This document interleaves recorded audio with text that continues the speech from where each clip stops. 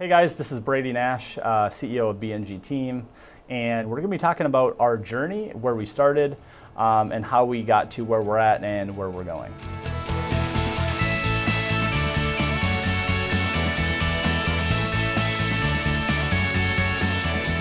Hey, this is Brady Nash. Welcome to the Accidental Entrepreneur Series. I've got my Chief Marketing Officer, Andy, sitting behind the camera, so I feel like I've got someone to talk to. I want to tell you why we're doing this. I've been an entrepreneur now for 15 years, and I'm that accidental entrepreneur. And I did a blog for 3 years, and it had really good success. People seem to really like it. And ultimately, I feel my passion is helping entrepreneurs be successful. It's helping them live that dream better. My fulfillment comes from helping to inspire people and being really relatable and authentic. And we thought, hey, if there's a way I can connect with more people, share our story, very unfiltered, being very transparent, not trying to make it look like this perfect, beautiful thing, and I'm so smart and I'm so successful, because the reality is I'm not. You're going to see that through this video.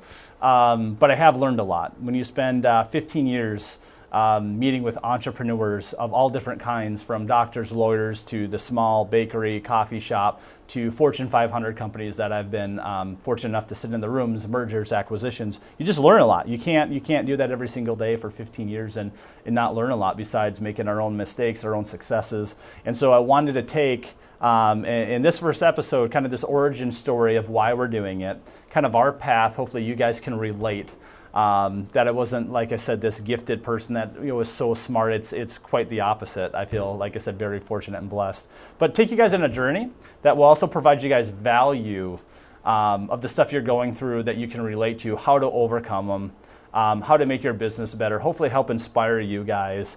That's kind of the point of it. So I want to jump into the journey about me a little bit, but how it's probably relating to you, because I feel like most people are accidental entrepreneurs. I was that small Class B North Dakota kid. There was 86 in the high school when I graduated. We had the big class at 28. And, a small school where I got to play 5 sports, not because I was just great, amazing athlete. I was a good athlete, but because they needed bodies, right? My parents were collegiate athletes. I always looked up to them. And so in my mind, I wanted to be a pro athlete. I had this vision of being a pro athlete. Then you realize, well, I'm good, but I'm not that good. What do you want to do? The reality is I didn't know. Probably like a lot of people, you get to college, what do you want to do with your life? And they have no clue. That was me. And so my parents recommended I go into the medical field, not because they thought I was that smart or anything. They just figured, hey, Brady, there's always going to be good jobs. They seem to be good paying jobs. And so I was going in to be a nurse. My wife, who actually is a nurse, informs me that I would have made a terrible nurse. So thankfully, God had a different plan, and I stumbled into entrepreneurship. Long story short, I got recruited in a network marketing company when I was 18 to market for a technology company. And reading the book Cash Flow Quadrant by Robert Kiyosaki, and he explained, employees, self-employed business owners, and investors, explained how 95% of the money, is controlled by business owners and investors, 5% is employees and self-employed. And it was also inverted, meaning there's 95% of people are employees or self-employees, but they're working for 5% of the money, while business owners and investors are 5% of the people controlling 95% of the wealth. So I grew up, we didn't have a lot of money. A good part of my life I lived in a trailer home. Both my parents were teachers and coaches, so they loved what they were doing, but we just didn't have a lot of extra funds. And so, being that I didn't grow up with money, I always thought that would be amazing, right? That was the idea of being a professional athlete, is, oh my gosh, what if I could make a lot of money? I could do a lot of really cool things. I could help my parents and the family. So like a lot of people, making money was the biggest compelling vision for why I got into business. I saw a way that I could help my family and friends. I could do all these crazy things I never thought would be possible. So that was the original driver behind why I became an entrepreneur. The thing that I liked about network marketing is you were inspiring other people to have this big, crazy dream that we could do this together. The thing that I quickly realized was not everyone's cut out to be an entrepreneur. And thank God that God made us all differently. That not everyone's meant to be an entrepreneur. Not everyone's meant to be a doctor, a lawyer, a dentist, or a stay-at-home mom or a stay-at-home dad. Not everyone's meant to be. Some people are. And so I've realized through the years that I like trying to find, that 5% of people that are, meant to be entrepreneurs, that want to be an entrepreneur, and how do you help them go after that big, crazy dream better? How do you help them be more successful at that? And so we got out of network marketing. I found a way to get into payment processing. I saw a way to build recurring revenue without having to try to recruit every friend and family member and dog and cat to resell my business like they do in network marketing. I love network marketing because it gave me the tools and the mindset. And I've got a lot of friends that do very good in network marketing, so I loved the experience that it gave me. I wouldn't be able to do what I do today without that experience. Rejection, everyone telling you no, people not returning your phone calls. So it was a very good learning lesson. Highly recommend it for a young entrepreneur to experience that. But then, yeah, we got into payments. I saw a way that how businesses move money. I realized there's a cost to it. I didn't realize at the time. And what we figured out was a lot of businesses were overpaying on it to these big corporations. And being a young kid, I saw a way that we could help a business save money and we can make money doing it.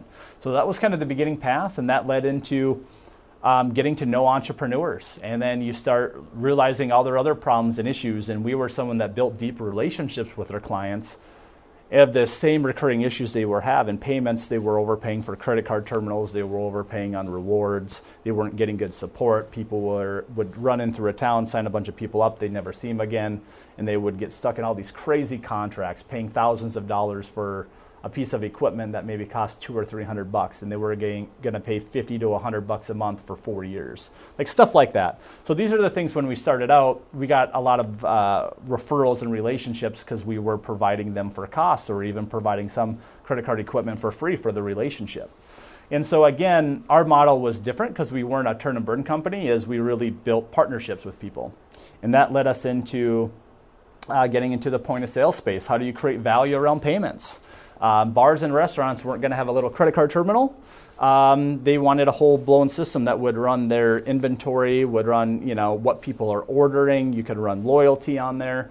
And so instead of just offering a commodity like payments, we were going to offer a whole business management system. And so again, it's just solving problems. And in the process of wanting to solve these problems, we ran into our own issues, which was getting paid. So all of a sudden, understand that I had no formal education. I dropped out of college my second semester to be an entrepreneur. And so I learned all this the hard way, life lessons. There wasn't a class. There wasn't just these books I was reading. I feel like a lot of you guys figured it out, made it up as you went. And so that's kind of the story, that evolved into solving cash flow problems that we had.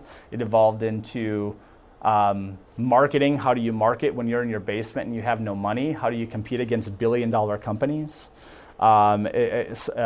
Technology problems. We couldn't afford to pay employees, so we had to pay people as independent contractors.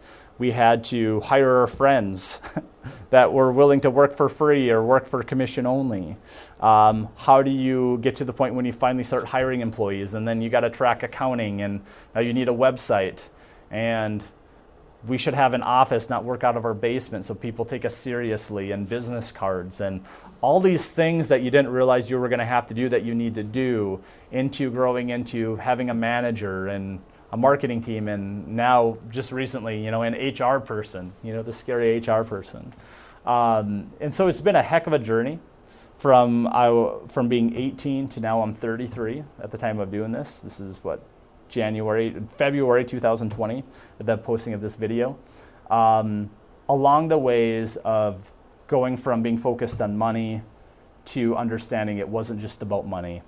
It's about people. It's not about the destination. It's about that journey.